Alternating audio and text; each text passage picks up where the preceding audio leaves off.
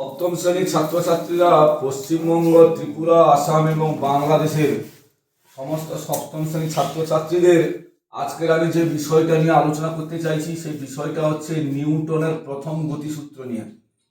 নিউটনের প্রথম গতিসূত্র বলতে দেখো, একটা জিনিসকে আমি ঠেলছি বা তার ঠেলছি মানে আমরা এখানে বিজ্ঞানের পরিভাষায় এখানে আমরা বল প্রয়োগ করছি না, বল প্রয়োগ করছি, বস্তুটা সরছে না।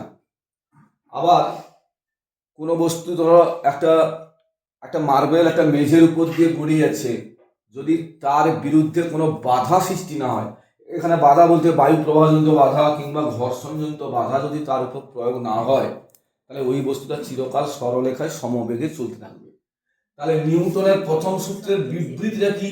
বিবৃতি হচ্ছে হচ্ছে হচ্ছে বাহ্যিক বল দ্বারা, মানে বাইর থেকে বল দ্বারা কোনো বস্তুকে অবস্থার পরিবর্তনে বাধ্য না করলে স্থির বস্তু চিরকাল স্থির থাকবে এবং সচল বস্তু চিরকাল সরলরেখা অবলম্বন করে সমবেগে চলতে থাকবে। বোঝা গেল? কোনো বাহ্যিক বল দ্বারা কোনো বস্তুকে অবস্থার পরিবর্তনে বাধ্য না করলে স্থির বস্তু চিরকাল স্থির থাকবে এবং সচল বস্তু চিরকাল সরলরেখা অবলম্বন করে সমবেগে চলতে থাকবে। নিউটনের প্রথম গতিসূত্র থেকে আমরা কি পাই? এক হচ্ছে বলের সংজ্ঞা, বলের সংজ্ঞা জানতে, বলের সংজ্ঞা।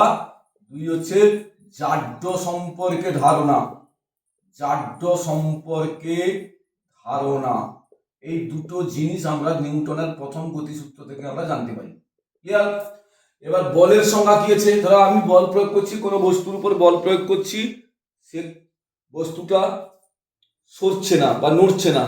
আবার কোনো বস্তুর উপর বল প্রয়োগ করলে সে বস্তুটা নড়ে যাচ্ছে বা সরে যাচ্ছে।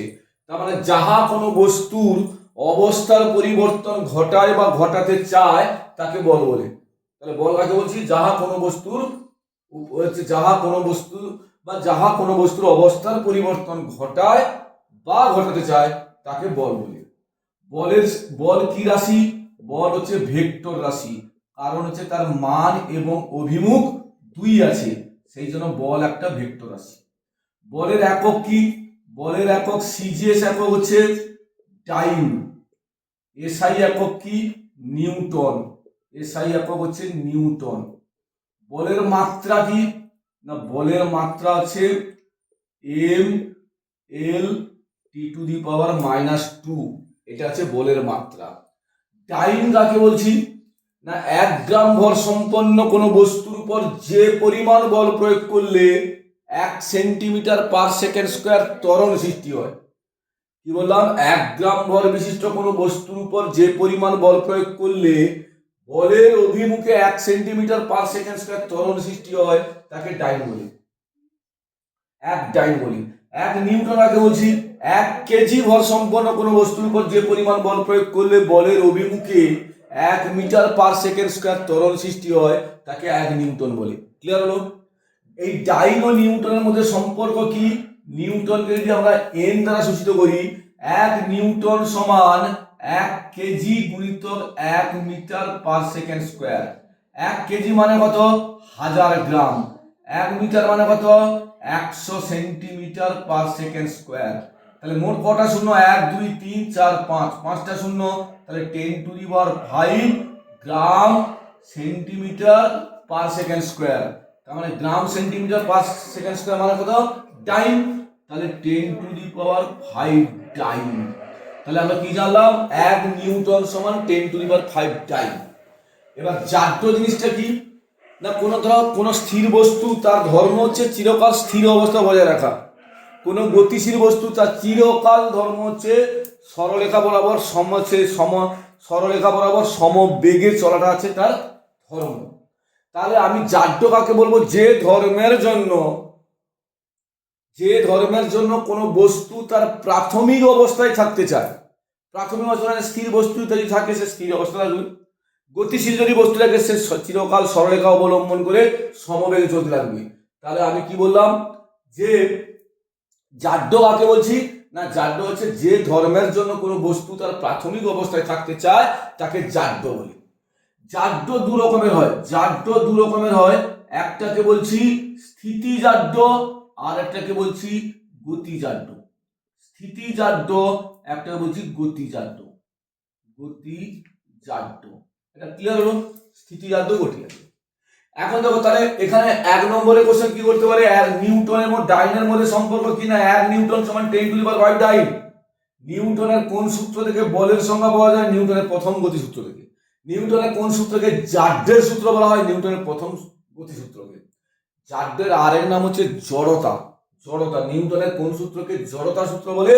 না, নিউটনের প্রথম গতিসূত্রকে জড়তার সূত্র বলা হয়। এবার দেখো স্থিতিজাড্য কাকে বলে? যে ধর্মের জন্য কোন স্থির বস্তু চিরকাল স্থির অবস্থা বজায় রাখতে চায় তাকে বলা হয় স্থিতিজাড্য। স্থিতিজাড্যের উদাহরণ আমি কি বলতে পারি? ধরো একটা গ্লাস আছে, এই গ্লাসের উপরে আমি একটা কার্ডবোর্ড রাখলাম, এই কার্ডবোর্ডের উপরে আমি একটা 5 টাকার কয়েন রাখলাম, তাহলে 5 টাকা কয়েনটা স্থির আছে না গতিশীল আছে? স্থির আছে। তাহলে 5 টাকা কয়েনের মধ্যে কি আছে? আমি বললাম যে তার মধ্যে স্থিতিজাড্য আছে। আমি যদি জোরে টোকা দিয়ে যদি কাগজটাকে সরিয়ে দিই, দেখবে 5 টাকার কয়েনটা গ্লাসের মধ্যে পড়ে যাবে। তার মানে স্থির বস্তু চিরকাল স্থির অবস্থায় থাকতে চায়, 5 টাকার কয়েনটা কোনো অবলম্বন না পাওয়ার জন্য সে কি করলো, গ্লাসের মধ্যে পড়ে যায়। এটা হচ্ছে স্থিতিজাড্যের উদাহরণ। আবার কি, ধরো স্থির বাস হঠাৎ চলতে শুরু করলো, তাহলে যাত্রীরা কি হবে, পিছনের দিকে হেলে পড়বে। কেন? এটা স্থিতিজাড্যের জন্য। বাস যখন স্থির ছিল, বাসের মধ্যে দাঁড়িয়ে থাকা ব্যক্তিটাও কিন্তু স্থির ছিল, তাহলে ওই ব্যক্তির মধ্যে কি জাড্য ছিল? স্থিতিজাড্য ছিল।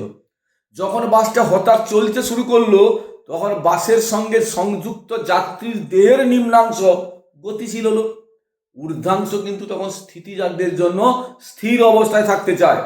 দেহের নিচটা সামনের দিকে চলে যাচ্ছে, আবার উপরটা ঠিক আছে, তখন মানুষ পিছনের দিকে কি হবে, হেলে পড়বে। এটা হচ্ছে স্থিতিজাড্যের উদাহরণ। গতিজাড্য কাকে বলছি? যে ধর্মের জন্য কোনো গতিশীল বস্তু তার গতি অবস্থা বজায় রাখতে চায় তাকে গতিজাড্য বলছি। উদাহরণ কি হবে গতিজাড্যের উদাহরণ? না দেখো, চলন্ত বাস হঠাৎ ব্রেক কষে দাঁড়িয়ে গেল, তখন যাত্রীরা সব সামনের দিকে হেলে পড়ে। কেন? গাড়ি যখন গতিশীল ছিল, গাড়ির মধ্যে দণ্ডায়মান ব্যক্তি সেও কিন্তু গতিশীল ছিল, সমানে বেগে গতিশীল ছিল, তার মানে যাত্রীর দেহটা সেই ছিল গতিজাড্য ছিল। বাস যখন হঠাৎ ব্রেক করে দাঁড়িয়ে গেল, বাসের সঙ্গে সংলগ্ন আমার দেহের নিম্নাংশ স্থির হয়ে গেল। দেহের নিম্নাংশ স্থির হয়ে গেল, কিন্তু ঊর্ধ্বাংশ গতিজাড্যের জন্য সে গতি অবস্থা বজায় রাখতে চায়, ফলে সে কিভাবে সামনের দিকে এগিয়ে যাবে। দেহের নিম্নাংশ স্থির, কিন্তু ঊর্ধ্বাংশ সামনের দিকে এগিয়ে যাচ্ছে, ফলে আমরা হুমড়িকে মানুষের উপর পড়ি।